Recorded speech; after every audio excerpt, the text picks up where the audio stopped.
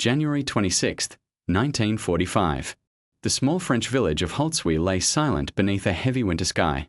Through a shattered window of a German aid station, a young soldier watched medics moving among stretchers. Moments earlier, his unit, more than 200 strong, had advanced with tanks and confidence. Now, barely a fraction remained. The attack had been stopped not by an artillery barrage or a hidden minefield, but by one American officer standing on top of a burning tank destroyer. In his hands, a single weapon roared with the sound of rolling thunder. That weapon was the Browning M2.50 caliber machine gun, a design older than most of the men who fought that day, built in 1933 from the mind of John Browning, simple, heavy, and almost unbreakable.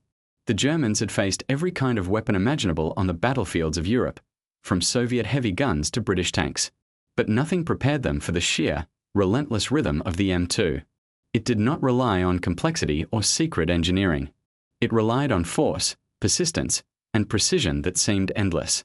The soldier watching from the window heard the deep pulse of that gun echoing across the snow. It was not the rapid clatter of an .42, nor the bark of a rifle. It was slower, heavier, like a heartbeat made of metal. Each burst sent invisible waves through the air, striking fear into anyone within range. To the wounded lying in the aid station, that sound meant that the fight outside was over before it had truly begun. The man behind the gun was First Lieutenant Audie Murphy, who later became one of the most decorated soldiers in American history. Alone, wounded, and surrounded, he climbed onto a burning M10 tank destroyer and turned its mounted Browning against a German company supported by armor. For over an hour, he held his ground. The Germans threw everything they had at him, but every time they rose from cover, the rhythmic roar of the .50 greeted them. When the firing finally stopped, only silence and smoke remained. For the Germans who survived, the memory of that sound stayed. In the days that followed, medics at field hospitals began to recognize certain kinds of wounds instantly, the kind left by large caliber impacts. But the physical injuries told only part of the story. What haunted the survivors most was the realization that they had faced not just an opponent, but a system, a machine built to function without pause, without hesitation, without mercy. This encounter at Holzwihr was not isolated. From the beaches of Normandy to the forests of the Ardennes, from the deserts of North Africa to the skies over the Rhine, German soldiers learned to recognize a new and terrifying element of war, the deep, methodical thunder of the M2 Browning. It was everywhere, on tanks, on trucks, on aircraft, on boats. Wherever American forces went, that sound followed. And unlike many weapons of the era, it did not falter in the mud, nor freeze in the cold, nor jam at the worst possible time. It simply worked, again and again. For the Germans, it became more than a weapon. It became a symbol of American warfare, mechanical, tireless, and impersonal. The fear it inspired was not only in its physical power, but in its consistency. Soldiers realized that there was no luck when facing it. If the gunner saw you, you were already in danger. If you heard it, you were already too close. As reports spread through German units, soldiers began referring to it simply as the 50. Its sound became instantly recognizable, a slow, rhythmic pulse unlike any other. Pilots could hear it from the air, infantry from the ground, and tank crews even through armor plating. It was the heartbeat of American firepower, and it changed the rhythm of every battle it touched. Yet, this transformation, from a simple machine to the most feared gun in Europe, didn't happen overnight. It was the result of philosophy, logistics, and design. While Germany poured resources into perfecting sophisticated, high-maintenance weapons, the United States focused on something else: reliability, volume, and production. The M2 was not the most advanced heavy machine gun ever built, but it was the most dependable. And that made it unstoppable. The hatred the Germans developed toward this weapon didn't begin with fear. It began with disbelief, even contempt. At first, they dismissed it as primitive, heavy, inelegant, too slow to match the finely tuned precision of German engineering. But as the war dragged on, they learned that perfection was meaningless when it jammed in the mud or froze in the cold. The Americans had chosen practicality over perfection, and it worked. The M2 story was not only about bullets and barrels, it was about philosophy, a clash between two visions of war. One side believed in mastery, the other in mass. And as the skies above Europe began to fill with American bombers, that philosophy would soon take on a shape the Germans could not ignore. The thunder of the M2 would no longer echo from a single battlefield. It would come from the clouds. The first time German pilots truly understood what they were facing came not from the ground, but from the air. September 1943. The sky above Stuttgart trembled with the hum of hundreds of engines. The 388th Bomb Group, waves of American B-17 Flying Fortresses, was on approach, sunlight glinting off their silver fuselages. To the veteran Luftwaffe pilots climbing to intercept, it looked like an opportunity. For 2 years, they had dominated the skies, their Focke-Wulf 190s and Messerschmitt 109s hunting Allied bombers with ruthless precision. They had confidence, experience, and machines armed with powerful cannons that could bring down a bomber with a few well-placed hits. They expected another victory.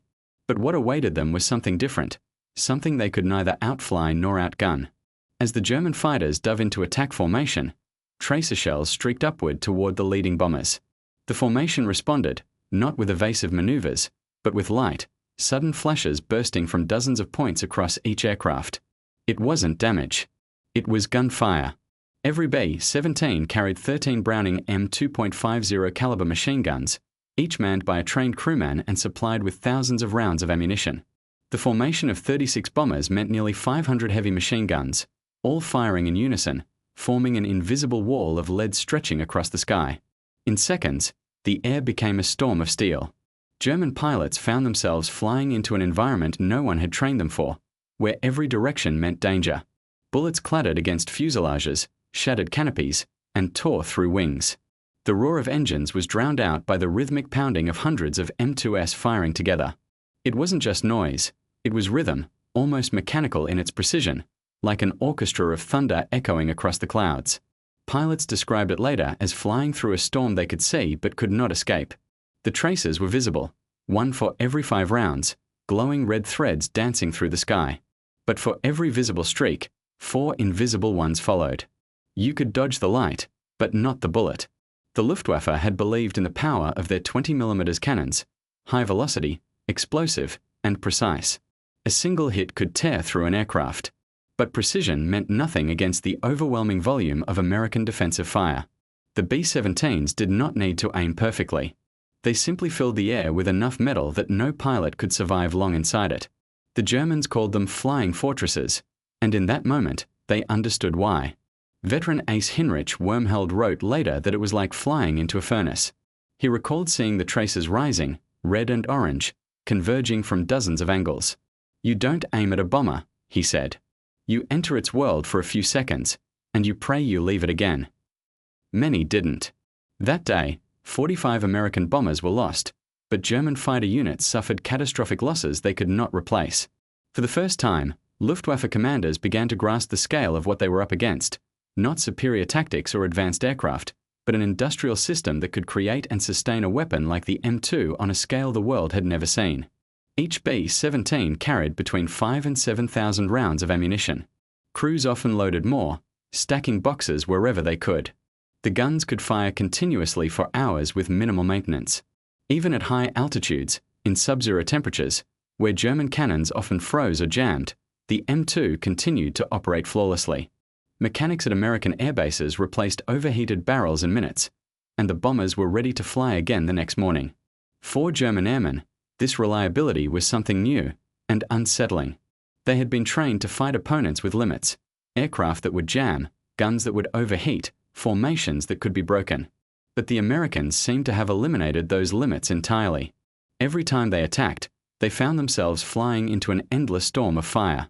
The realization was slow, but it spread quickly through the ranks. This wasn't just a weapon. It was an idea, a different philosophy of war. The Germans believed in precision, efficiency, and conservation. The Americans believed in saturation, in overwhelming the problem until it ceased to exist. Where the Luftwaffe saw skill, the Americans saw production.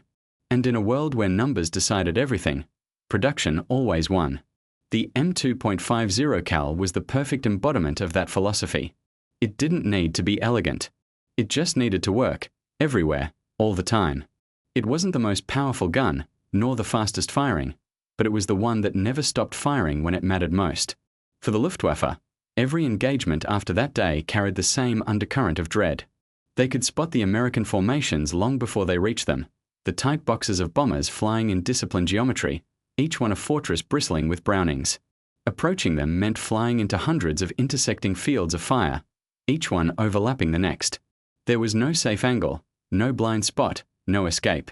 By the end of 1943, German pilots had developed new tactics: head-on attacks, steep dives from above, or approaches from below the formation. None of them worked for long. American gunners adapted quickly, coordinating fields of fire between turrets. The system wasn't just defensive, it was collaborative, almost organic. Every gunner protected the others, every aircraft protected the group. In that synergy of man and machine, the M2 became more than a weapon.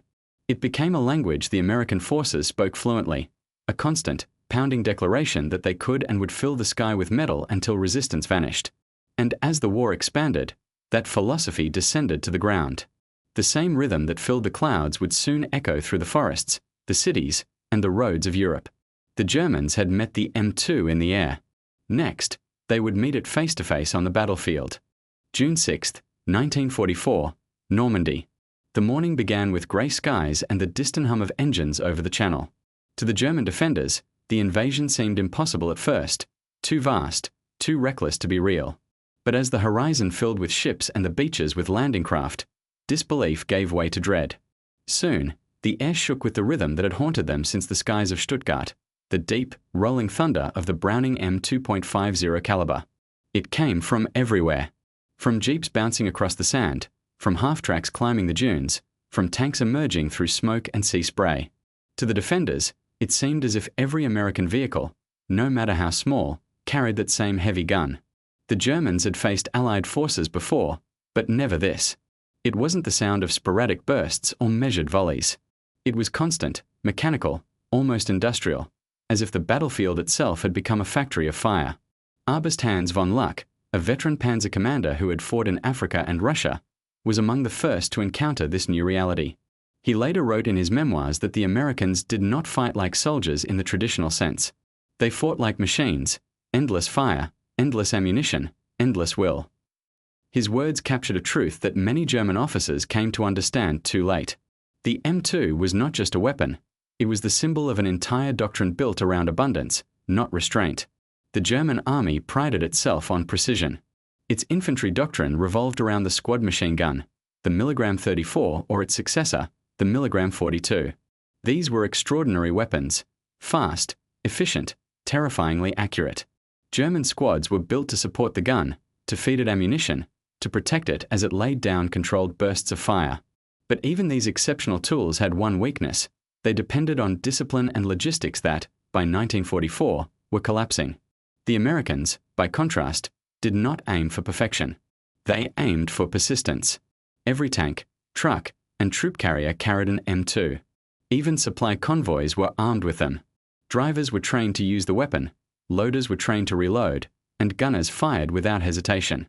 The result was an army that could unleash overwhelming fire at any moment, from any direction, without waiting for orders. To the Germans, this was chaos. To the Americans, it was design. Their doctrine called it reconnaissance by fire, shooting not because you saw the enemy, but because you suspected where they might be.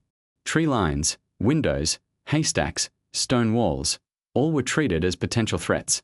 A short burst of .50 caliber fire could reveal ambushes or simply make an area too dangerous for enemy movement. In practice, it turned every corner of the battlefield into a zone of suppression. For German soldiers, the psychological impact was devastating. They had faced Soviet artillery and British airstrikes, but this was different. The M2 created an environment of constant threat, the feeling that nowhere was safe. Every attempt to move or reposition drew an immediate reaction. A single muzzle flash could summon an avalanche of gunfire. The distinctive rhythm of the .50, slower and heavier than their own Milligram 42, became the soundtrack of every engagement. Captured German soldiers later describe how it felt. They fired at everything, one said. At fields, at shadows, at clouds of dust. They fired when nothing moved, and when everything moved. They didn't stop. It wasn't exaggeration. American doctrine encouraged firing freely to maintain pressure. Ammunition supplies were massive. Convoys delivered endless belts of cartridges to the front. For every German machine gunner who counted rounds, there was an American gunner who simply kept shooting. This imbalance of philosophy produced a new kind of warfare. German units, trained to conserve ammunition and maneuver carefully, found themselves pinned in place. Any attempt to advance meant walking into a storm of heavy fire. Retreating was just as dangerous.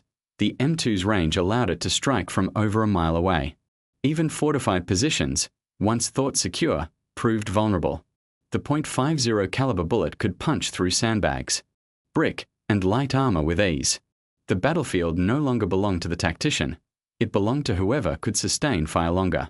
And in that equation, the United States held an unshakable advantage. Behind every trigger pull stood the weight of American industry, factories that produced ammunition faster than the Germans could destroy it, trucks that delivered it across continents, and soldiers trained not to hesitate. German officers watching their men buckle under this pressure began to realize the scale of the problem. They were not losing to superior marksmanship or strategy, but to volume, to the simple arithmetic of modern war.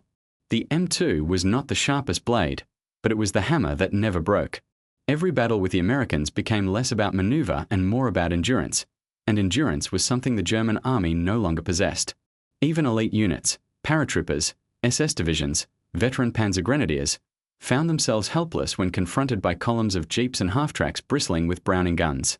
Any open ground became a trap. Even ambushes failed. German anti-tank teams, creeping forward with their weapons, were often spotted by tracer fire before they could take aim. Within seconds, their positions were engulfed in overlapping arcs of fire. By the summer of 1944, entire German units began refusing to engage American convoys during the day. Reports from the field described soldiers waiting until nightfall to move or reposition, but even then, safety was an illusion. The Americans fired into the darkness just as readily as they did into daylight, their traces streaking through the night like fiery lines drawn across the sky. It was during these months that the reputation of the M2 transformed completely.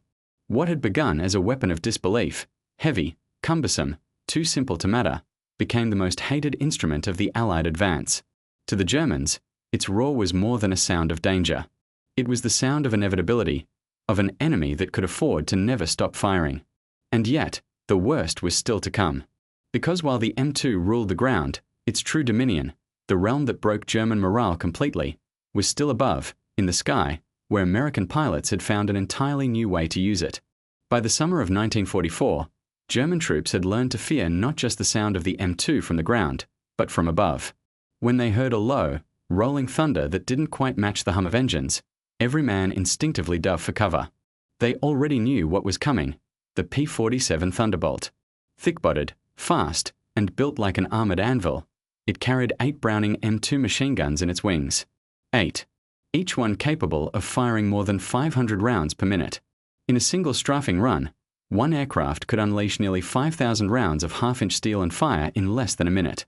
And the Americans never came alone. For German soldiers, the first warning was always the sound, deep, distant, and steady. Then came the whistling dive, the sudden flash of sunlight off a wing, and the red streaks tearing through the air. The traces seemed slow, almost graceful, but every glowing line represented 4 invisible bullets moving faster than sound. Within seconds, roads, trucks, and men were swallowed in a storm of dust and noise.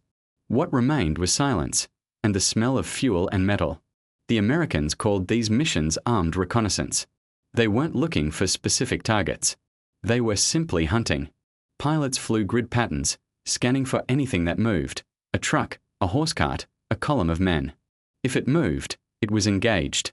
The P-47 could fire long enough to destroy multiple targets in a single pass. And even if one plane missed, there was always another behind it. German soldiers later described the experience in their interrogations after the war. "You heard the engines, and you knew," one wrote. "If you looked up, you were already too late.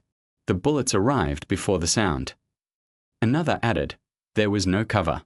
The road, the field, the forest, all the same. The bullets went through everything." At first, commanders ordered their units to camouflage better, to move under trees, to hide in barns, to use natural cover. But the M2 ignored these efforts. Its rounds could pierce wooden walls, brick, and even the thin armor of half-tracks. Tree trunks splintered like matchsticks. Walls disintegrated. The very idea of shelter lost its meaning. The Luftwaffe could no longer protect them, and the Germans on the ground knew it. Every time the rumble of engines filled the air, the same thought passed through every soldier's mind: we are exposed. The weapon's effectiveness came not only from its power but from its reliability. The M2 functioned perfectly in the freezing heights of 25,000 feet and in the scorching air over Normandy fields. It didn't jam when the plane vibrated or when the airframe shook from turbulence. Pilots trusted it completely. The gun became an extension of the aircraft itself, predictable, rhythmic, unstoppable. Even a brief burst could shred an entire convoy. And the P-47s carried plenty of ammunition. Over 400 rounds per gun, enough for several passes. The German army tried to adapt. They began to move at night, to drive without headlights, to use narrow forest paths instead of open roads. But even darkness didn't guarantee safety. The Americans brought the M2 into the night as well. Ground convoys fired traces into the blackness, bursts of light crisscrossing the sky like red rain. Sometimes, the traces were aimed at suspected ambush points. Other times, they were fired simply to remind anyone nearby that the Americans were awake, armed, and watching. To the Germans, this constant illumination was more than a nuisance. It was psychological warfare. Soldiers described lying in ditches as lines of red light swept across the landscape, carving patterns into the darkness. The glow reflected off snow, trees, and water, painting everything in flashes of crimson. For them, it was like being inside a storm made of light, one that offered no shelter and no silence. Night after night, the rhythm continued, the deep beat of the Browning, the sharp rip of air, the pause, then another burst. The fear became routine. Sleep was shallow. Movement was hesitant. Every soldier knew that even a spark, a cough, or a clatter could trigger the thunder again. By autumn, German units began to collapse not just from losses but from exhaustion. It wasn't only the number of casualties, it was the erosion of nerves. Soldiers could no longer distinguish between safety and exposure. They stopped trusting cover, stopped trusting night, stopped trusting silence. When you can see fire through the walls of a barn, when bullets pass through trees that once protected you, the idea of defense begins to fade. The Americans understood this perfectly, even if they didn't call it by name. Their doctrine was built on psychological dominance, to make the enemy feel hunted everywhere, at all times. The M2 made that possible. It filled every moment of the battlefield with uncertainty. It was not the loudest weapon, nor the largest, but it was the one that never rested. And that constancy broke morale faster than any shelling ever could. To the Germans, the M2 became synonymous with American war itself, impersonal, mechanical, endless. It wasn't hatred born from rage, but from exhaustion. You couldn't reason with it, outsmart it, or wait it out. You could only hope to survive the day. As autumn turned to winter and the front line shifted deeper into France, the roar of aircraft gave way once more to the rumble of engines and the grind of treads. On the ground, the same gun, the same voice of American firepower, was waiting on every vehicle, every hill, every road. The M2 that ruled the skies was now the heartbeat of the battlefield. And soon, even German ambushes, their most trusted tactic, would become obsolete. Because the moment they fired the first shot, the response came instantly. From dozens of Brownings, everywhere at once. The forests of the Ardennes were quiet before the ambush began. A thin mist hung in the morning air, the kind that muffles sound and hides movement.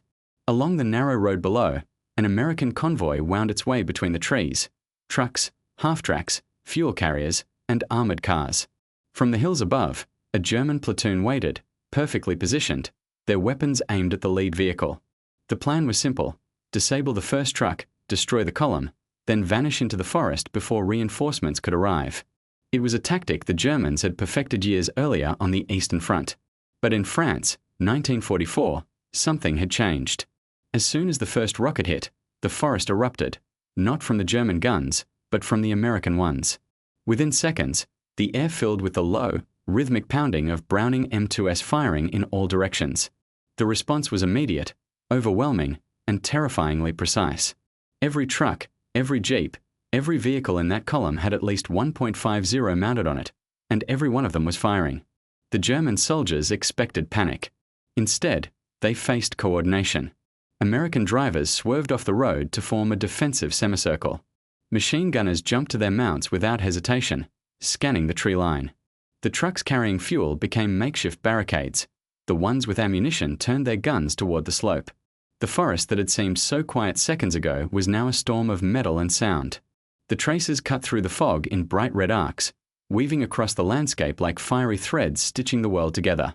The German commander tried to rally his men, shouting orders over the roar, but the sound of the Browning swallowed every word. Within moments, trees exploded into splinters, branches fell like rain, and the once perfect ambush turned into chaos. Bullets tore through cover that had always been safe before: wooden logs, sandbags, even thin steel shields. The M2's half-inch rounds ignored them all. Those who survived that morning retreat later called it the instant reversal. 1 minute, they were the hunters. The next, they were the prey. The reason was simple. American doctrine had transformed. Convoys were no longer vulnerable lines of supply. They were mobile fortresses. Each truck and half-track carried at least one Browning. Even the medics had them. The idea was that no part of the army would ever be defenseless, not for a second. The philosophy was brutally effective. Ambushes, once the German army's most reliable tactic, became suicide missions.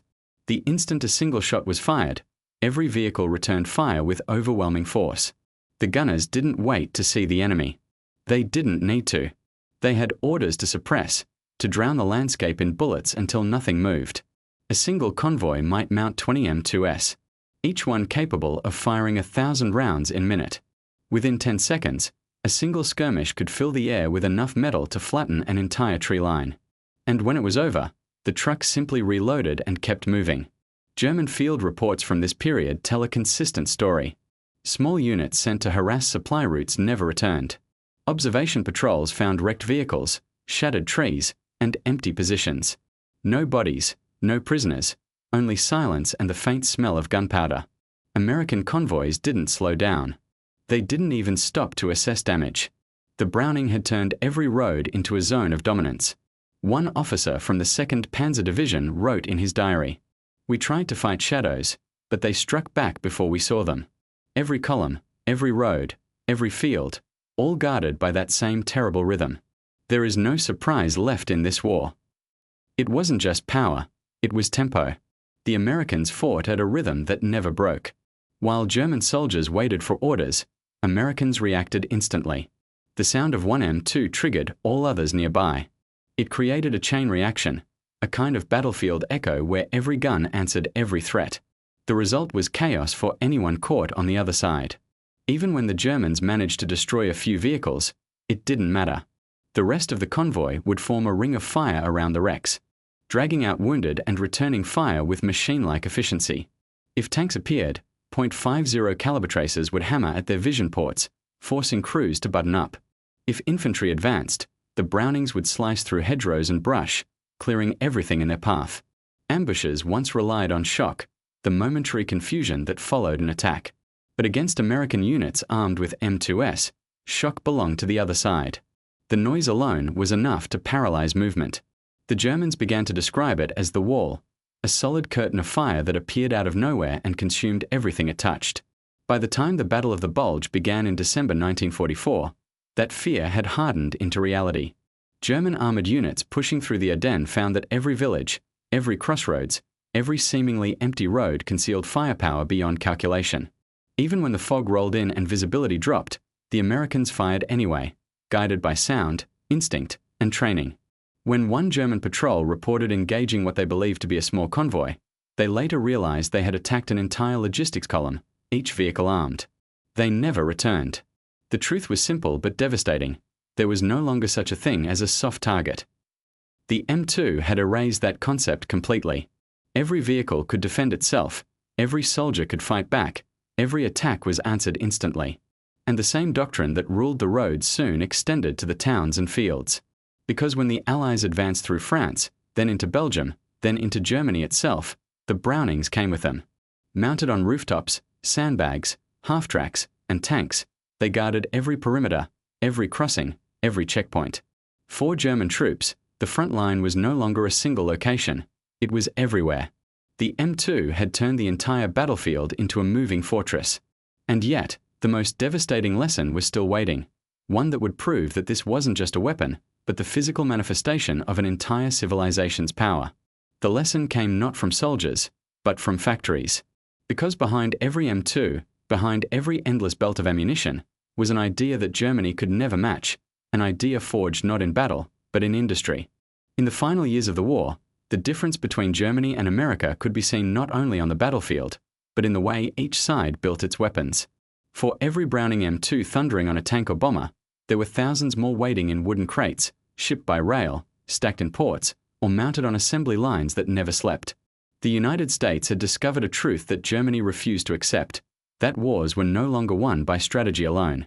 They were won by production. German engineers took pride in perfection. They built weapons like the Milligram 42, the Tiger tank, and the Messerschmitt 262, machines that were fast, precise, and deadly, but fragile. Each one required time, skill, and resources that Germany could no longer afford.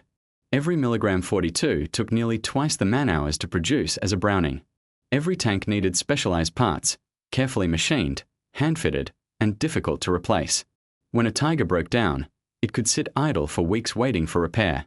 The Americans built differently. Their weapons were never perfect. They were practical. The M2 embodied that philosophy more than any other tool of war. It wasn't designed to impress. It was designed to function, endlessly, in mud, rain, sand, and snow. Its parts could be replaced in minutes, often in the field. Mechanics didn't need precision instruments, just a wrench, oil, and time. That simplicity was its strength. While Germany tried to craft masterpieces, the United States created systems. Factories were arranged like living organisms, steel flowing in, finished weapons flowing out. Women and men from every state worked in shifts, assembling parts without ever seeing the front lines.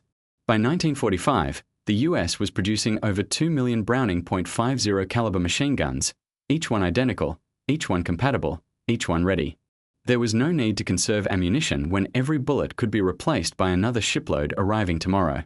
To German officers, this seemed unreal. They had grown up believing that precision defined strength, that craftsmanship and mastery made their army superior. But on the battlefield, the opposite proved true. The American soldier didn't need the most refined tools. He needed tools that never failed. A Panzer commander once wrote, "Their weapons are crude, but they never stop. We design for excellence. They design for eternity." He wasn't wrong. The Browning M2 could endure hundreds of thousands of rounds without wearing out. It could stay mounted on a jeep through rainstorms and dust, and still fire perfectly months later. In North Africa, it survived sand. In Italy, humidity. In the Ardennes, frost. It outlasted tanks, planes, and even wars. This reliability changed the psychology of battle. American soldiers trusted their weapons completely. A machine gunner could go into combat knowing his gun would not betray him. This trust bred confidence, and confidence bred momentum. Each trigger pull reinforced a sense of control, of mechanical certainty in a world of chaos. German troops, meanwhile, were learning that even the best engineering could be fragile under real-world conditions. Their weapons jammed, overheated, or ran out of parts. The Americans never seemed to run out of anything. Factories back home became extensions of the front. For every machine gun on the battlefield, there was another being built, tested, or shipped. Trains carried endless chains of ammunition crates, millions of rounds moving like veins of steel across a continent. Every day, ships left American harbors filled with enough firepower to replace what had been used the day before. The Germans couldn't comprehend it. In 1944, a Luftwaffe general visiting a captured American airbase was astonished to find piles of unused equipment, spare guns, engines, and ammunition stacked in the open. He asked the American officer, "Why do you waste so much?" The officer's reply was simple, "Because we can." That phrase summed up the war more than any statistic. The M2 was a product of a nation that had turned abundance into a weapon. It wasn't only the soldiers who fought, it was the factories, the shipyards, the oil fields, the farms. Every worker, every machine, every assembly line was part of the same army. And that army was limitless. To the Germans, it felt as though they were fighting not against men, but against a system that never slept, never paused, and never broke. They could destroy one convoy, one division, one factory, and the next day, another would appear, identical and ready. The M2 symbolized that relentlessness perfectly, a gun that could be mounted anywhere, built anywhere, and repaired anywhere. Even when American troops advanced deep into Europe, supply lines stretched thin, and conditions worsened, the Brownings kept firing. The soldiers would joke that the gun had its own will, that as long as someone fed it ammunition, it would never stop. To them, it wasn't just a weapon, it was a companion, a symbol of security in a world collapsing around them. Meanwhile, German units began to fragment. Fuel shortages crippled tanks. Ammunition was rationed. Spare barrels for milligram 42s were impossible to find. Weapons that had once represented national pride now became burdens. Too complex to maintain, too few to replace. Every destroyed machine was a loss that couldn't be recovered. The Americans didn't face that problem. They simply replaced what was lost, often within days. The war had become industrial mathematics. For every tank Germany lost, America could build 10. For every 1,000 bullets fired, they could manufacture 10,000 more. The balance of skill versus quantity had reached its inevitable conclusion. Perfection had met practicality, and lost. By 1945, German soldiers didn't curse the M2 because of what it did, but because of what it represented. Every burst of that heavy, rhythmic fire reminded them of the truth they couldn't escape, that behind the front lines, behind every soldier and every weapon, stood a country that had turned production into destiny. And soon, that destiny would descend from the sky once again, louder, faster, and more merciless than ever before, because the thunder that haunted them on the ground was nothing compared to what waited above. By early 1945, the air above Europe no longer belonged to the Luftwaffe. The skies, once ruled by sleek German fighters, had become the domain of endless squadrons of American aircraft. From dawn to dusk, the roar of engines filled the air like the breath of an unending storm. Every day, bombers traced lines of smoke across the horizon, and behind them came the Guardians, P-51 Mustangs and P-47 Thunderbolts, their wings lined with Browning M2 machine guns. To the soldiers below, it was a reminder that nowhere was safe, not even the earth beneath their boots. German troops began calling the sound of those aircraft the drumbeat of the sky. It was rhythmic and predictable, engines at high throttle, a momentary silence as the dive began, and then the pounding rhythm of the .50 calibers cutting through the clouds. The bullets rained down in perfect, measured bursts, each one striking with the force of inevitability. Convoys scattered, infantry dropped to the ground, and tanks disappeared into cover, but the M2S found them all. What made it terrifying wasn't just the power, but the precision. Pilots learned to fire in disciplined patterns, sweeping across targets, walking their fire along roads and hedgerows. They didn't need bombs to destroy. The concentrated streams of bullets were enough to shred vehicles, collapse bridges, and tear apart entire columns. From above, it looked almost mathematical, a grid of destruction mapped by geometry and timing. For the soldiers below, it was chaos. A single strafing run could turn a calm landscape into a tornado of dust and debris. The air shimmered with heat and smoke as the tracers streaked past. The sound was impossible to describe, not the chatter of machine guns, but something deeper, almost mechanical, as if the sky itself were tearing apart. Men who survived these attacks often said they no longer feared the planes themselves, but the silence that came before the strike. When the world went quiet for a second, they knew the next moment would bring the thunder. American pilots became artists of this destruction. They used their M2S to target not just enemy troops, but supply lines, locomotives, bridges, even telegraph poles. Anything that connected the German army to its lifelines became a target. Each burst of fire was a cut in the web that held the Wehrmacht together. Slowly, methodically, the network of movement that had once allowed Germany to fight on every front began to unravel. A Luftwaffe officer, captured near Cologne in February 1945, admitted to interrogators that German ground troops had no hope of reinforcement because every road is under the watch of American machine guns. The highways, the rail lines, the rivers, all guarded from above by the same relentless voice, the Browning M2. The M2's dominance created an entirely new kind of warfare, one where the enemy could be struck at any time, from any angle, without warning. The Germans called it total fire, because it left no room for maneuver or escape. Even when a convoy moved under camouflage, the glint of sunlight on a windshield could draw the attention of a pilot miles away. Moments later, the unmistakable rhythm of 8 M2S filled the air, and the landscape erupted in fire. The fear of air attack began to reshape German behavior. Troops refused to move during the day, waiting instead for the safety of night. Supply trucks traveled only under darkness, headlights covered, engines silent. But even the night offered no peace. The front lines still glowed with the light of tracers as American ground forces fired their M2S into the sky at any sound, any shadow, any silhouette. The weapon had become more than a tool of destruction. It was a signal, a language of dominance. It said, "We are here. We see you. We are never silent." This constant pressure wore down even the most disciplined troops. Soldiers who had once believed themselves unbreakable began to falter. Commanders wrote of men freezing in place at the faintest drone of an engine. Others refused to take the roads at all, choosing to walk through fields and forests, despite the danger of mines, rather than risk a single sighting from above. German units began losing cohesion. Messages were delayed. Supplies failed to arrive. Orders went unanswered. Every element of coordination depended on movement, and movement was now deadly. The M2, mounted on planes, trucks, and tanks, had turned mobility itself into a liability. The once agile German army had become paralyzed by fear of exposure. For American soldiers, it was the opposite. The M2 gave them confidence in every situation. A patrol deep in enemy territory could rest knowing that air support was always within reach. A convoy on a narrow road could advance without hesitation. If they were attacked, they didn't need to call for help. They were help. Their guns were already ready, their ammunition limitless. Even when weather grounded the plains, the rhythm continued.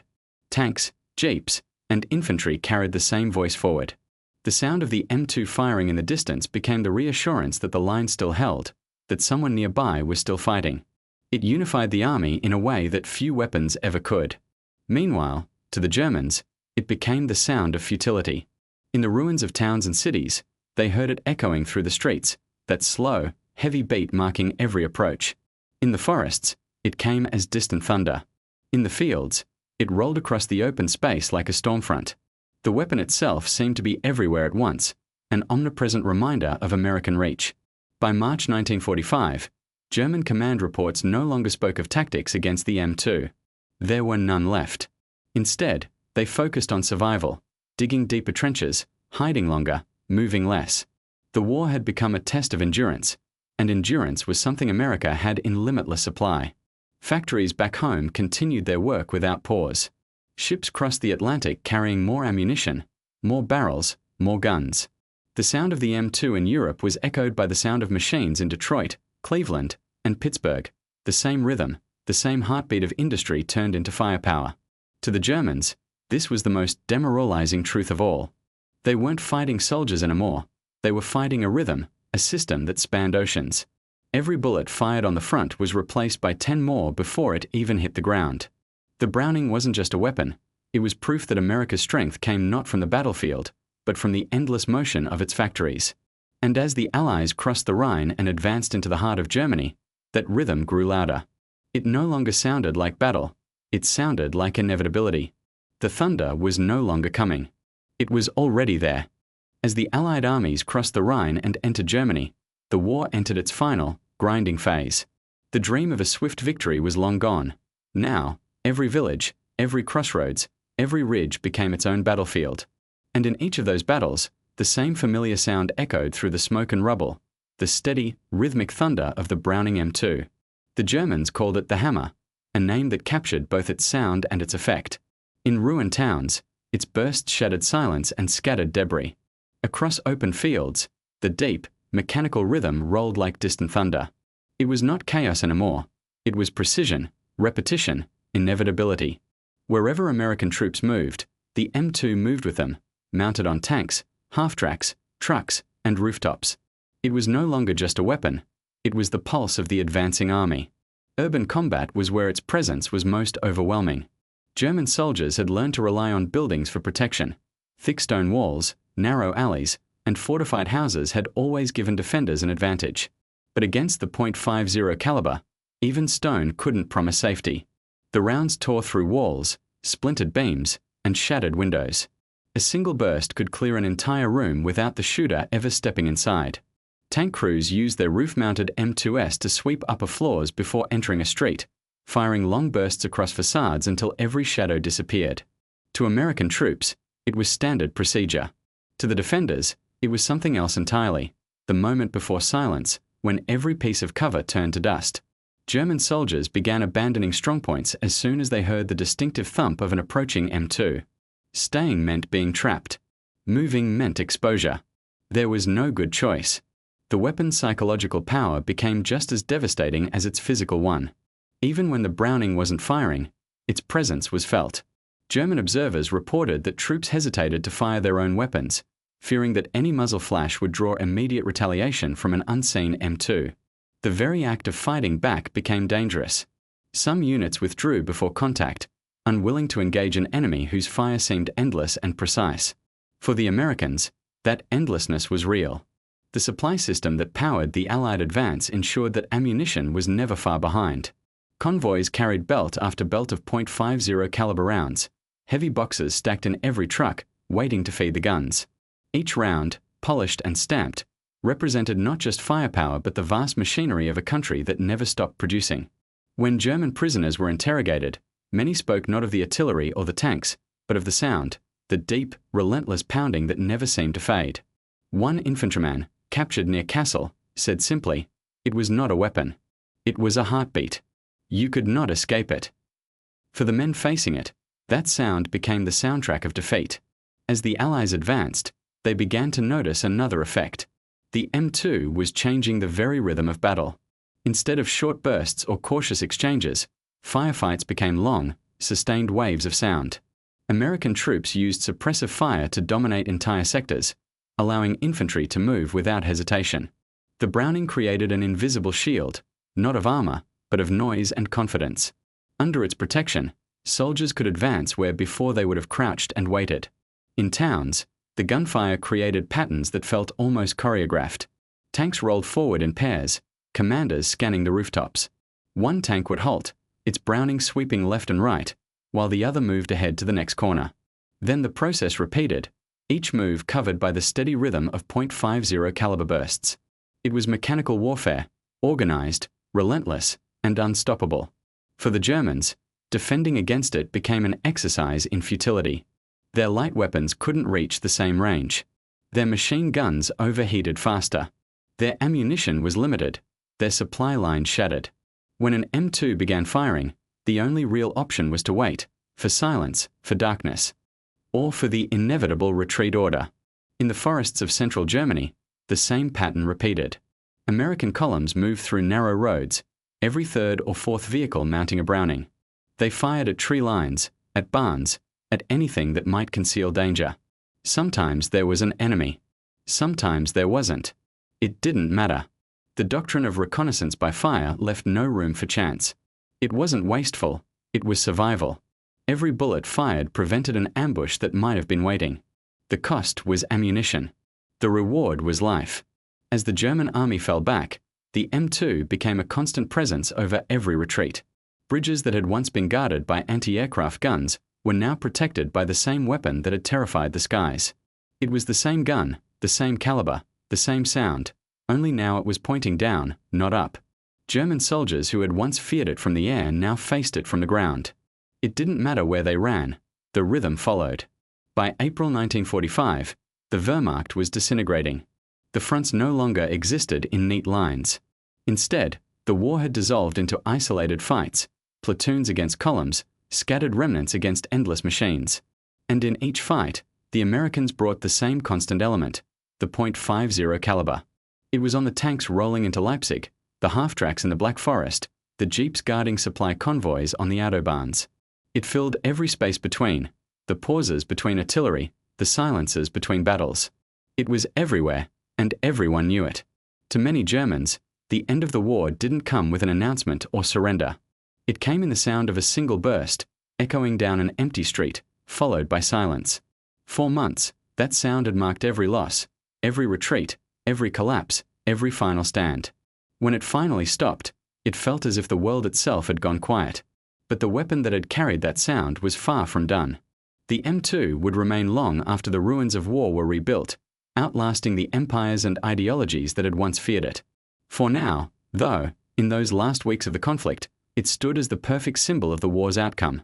Not elegant, not delicate, but enduring, unstoppable, and absolute. The Germans had entered the war believing mastery would win. The Americans had proven that persistence would. And as the Browning's last bursts faded into silence across a broken continent, the world had learned which mattered more.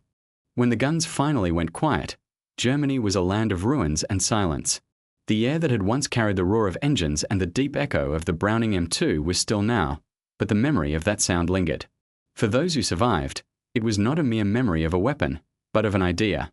The M2 had taught them something brutal and inescapable, that wars were no longer contests of courage, or even of tactics, but of endurance, industrial, psychological, and human. In the months that followed the surrender, German officers were interrogated by Allied intelligence and historians. They were asked what had broken their armies. Few mentioned tanks or aircraft. Fewer still spoke of strategy. The answers returned again and again to one thing: the endless American fire. They described it not as an emotion, but as an atmosphere, an ever-present pressure that slowly dissolved morale and destroyed initiative. One former Panzer commander said, "You could not rest. You could not think. Even when the Americans were miles away, you could hear the machine guns. They were never silent." The M2 had become the sonic emblem of Allied persistence, the background music to Germany's collapse. In those post-war interviews, analysts noticed a pattern. German officers and soldiers had come to see the M2 not as a single weapon, but as the symbol of an entire system, a machine that combined simplicity, abundance, and reliability. They spoke of it with a kind of reluctant admiration. It didn't need brilliance to work. It didn't need skill to maintain. It just did its job, every time, everywhere. That reliability, multiplied by the millions, became something greater than any one gun could represent. It was the industrial heartbeat of the United States, turned into sound and motion. What truly astonished the Germans was how ordinary it all was. The Browning wasn't new. It wasn't secret. It wasn't revolutionary in its design. It was simply perfected by repetition, improved over time, standardized, mass-produced, and trusted. John Browning's invention, refined in the years between the wars, had quietly become the embodiment of a philosophy that Germany had underestimated. America didn't seek perfection. It sought permanence. In German culture, precision was art, a reflection of pride, intellect, and individuality. But the M2 showed that in modern war, perfection meant nothing without presence. A flawless weapon that jams once is useless. A simple weapon that fires every time wins battles. The Americans had learned this lesson early and built their doctrine around it. The M2 wasn't better than the German Milligram 42. It was more available, more adaptable, and infinitely more dependable. That dependability had psychological weight. Soldiers trusted the gun more than their luck, more than their helmets, more than the terrain around them. It created faith, faith that every burst would fire, that every belt of ammunition meant safety. To the Germans, that faith looked like fearlessness. To the Americans, it was just confidence in their tools. Post-war German military theorists, writing for Allied studies in the late 1940s, began to analyze the phenomenon in technical terms. They noted how American doctrine treated the M2 not as a specialty weapon but as a universal solution. It appeared in every situation, air, land, and sea, filling roles that normally required multiple different systems. That universality simplified logistics, training, and tactics. Soldiers knew the weapon, knew its rhythm, knew its behavior. They could rely on it under any condition. In contrast, German forces operated a complex array of weapons, each with its own ammunition, spare parts, and quirks. Efficiency had become a burden. But beneath the statistics and logistics, a deeper realization emerged, one that went beyond warfare itself. The M2 revealed that modern conflict was no longer about superiority in skill, but superiority in systems. Victory belonged to those who could create mechanisms that functioned without interruption, mechanical, industrial, or human. America's victory was not just technological, it was organizational. The Browning was proof that reliability itself could become a weapon. For the German military thinkers of the post-war years, this lesson was humbling. They had spent decades refining the art of warfare, studying tactics, perfecting discipline, and engineering precision. But none of it had prepared them for an opponent who valued consistency over artistry. The Americans could afford to make mistakes because their machines, and the industry behind them, could correct those mistakes faster than any individual genius could. In that sense, the M2 was not only a weapon of fire, but a weapon of time. Every moment it fired without jamming was another second the Americans didn't have to hesitate. Every round that struck its target reinforced the rhythm of momentum. That rhythm, the same steady beat heard from Normandy to the Rhine, became the tempo of the Allied advance. Germany couldn't match it, because time itself had turned against them. When historians later studied why the German war machine failed despite its brilliance, they found their answer hidden in simplicity. The M2 was never meant to dazzle. It was meant to endure. And endurance, multiplied by millions, became supremacy. In interviews decades later, veterans from both sides spoke of that sound, the deep, deliberate thudding of the .50 caliber. American soldiers remembered it as reassurance. German soldiers remembered it as dread. But both agreed on one thing: it was the sound that defined the battlefield. In that sense, the M2 had transcended its role. It was no longer just a piece of steel and oil. It was the physical expression of an idea, that reliability, more than brilliance, decides the fate of nations. And as Europe rebuilt itself, and the lessons of war turned into textbooks and doctrines, the M2 remained, in arsenals, in vehicles, in training manuals. Long after the flags had changed and the rubble was cleared, its echo still lived on in the philosophy of modern warfare. Because in the end, what the Germans learned to fear most wasn't the weapon itself. It was what it represented, the unstoppable rhythm of a world that had outgrown them. In the decades that followed the war, the Browning M2 never disappeared. It stayed mounted on tanks in Korea, guarded convoys in Vietnam, and roared again in the deserts of the Middle East. Each generation of soldier learned the same lesson their predecessors had, that this old weapon, born in the interwar years, still had no equal. Time moved forward, technology evolved, but the sound of the M2 remained timeless. That deep, steady rhythm that once echoed through Europe now echoed across the world. Its continued presence wasn't an accident. It was proof that John Browning's design had achieved something very few inventions ever do: permanence. The M2 didn't rely on complexity or innovation to survive. It endured because it had already reached perfection in simplicity. It could be rebuilt endlessly, modified for aircraft, tanks, boats, or helicopters, and still function exactly as it had in 1933. It was the one weapon that didn't need to be replaced, only maintained. For the United States, the M2 became more than a gun. It became an identity. It represented the industrial age turned into muscle, the power to mass-produce not just weapons, but stability. To the soldiers who used it, it was a companion, a guardian, and a reminder that their predecessors had built something so reliable it outlasted even the wars it fought. To America's adversaries, it remained a sound of inevitability, a weapon that seemed to appear in every conflict like a familiar shadow from history.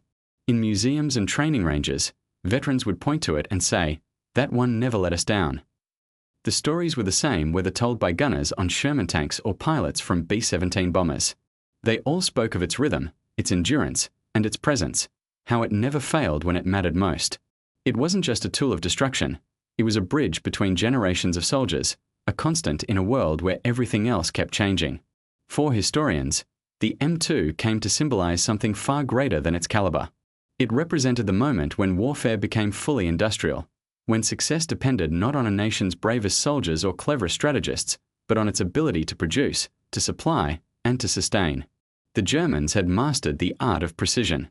The Americans had mastered the art of repetition.